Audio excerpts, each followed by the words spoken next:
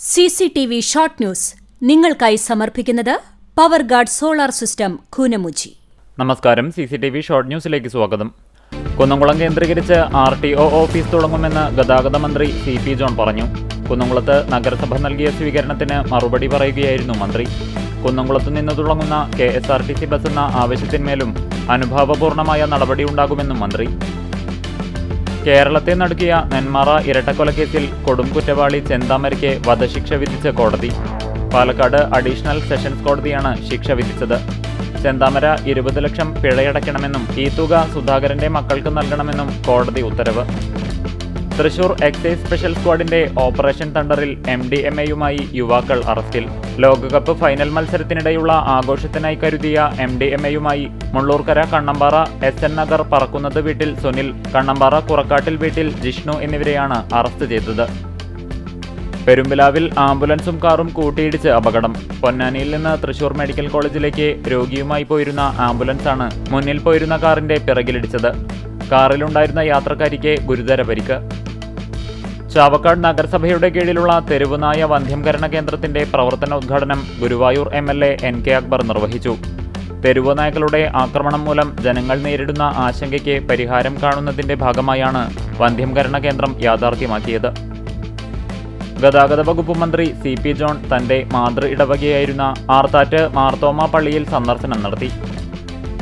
വേലൂർ ഗ്രാമപഞ്ചായത്തിൽ പ്രവർത്തനക്ഷമമല്ലാത്ത തെരുവു വിളക്കുകൾ മാറ്റിസ്ഥാപിക്കാൻ പ്രതിപക്ഷ മെമ്പർമാർ സെക്രട്ടറിയോട് ആവശ്യപ്പെട്ടു. ദേശീയപാത 66 മണത്തല ജുമാത്ത് പള്ളിക്ക് മുൻവശം വെള്ളക്കെട്ട് രൂക്ഷം. ചെറിയ മഴയിൽ പോലും റോഡ് പൂർണ്ണമായും തോടിന് സമാനമായ അവസ്ഥയിൽ.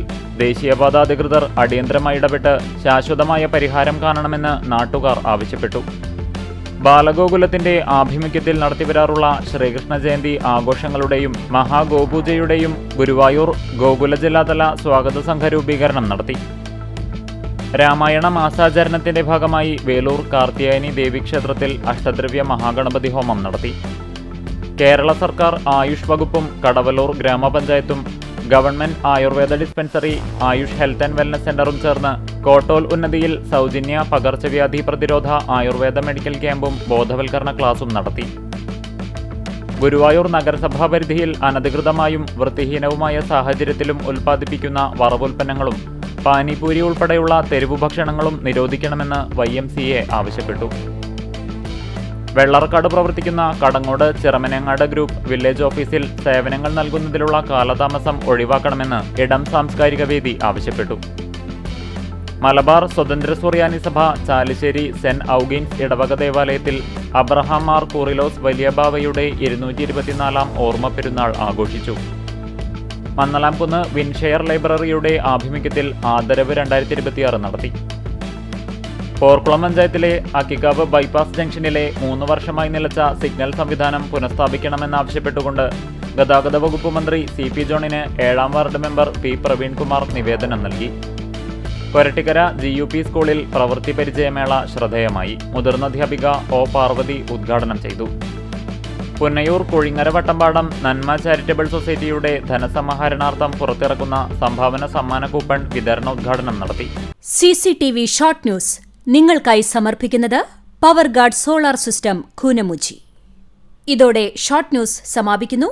കൂടുതൽ വാർത്തകൾക്കും വിശേഷങ്ങൾക്കും ഞങ്ങളുടെ web page, Facebook page, YouTube എന്നിവ സന്ദർശിക്കുക.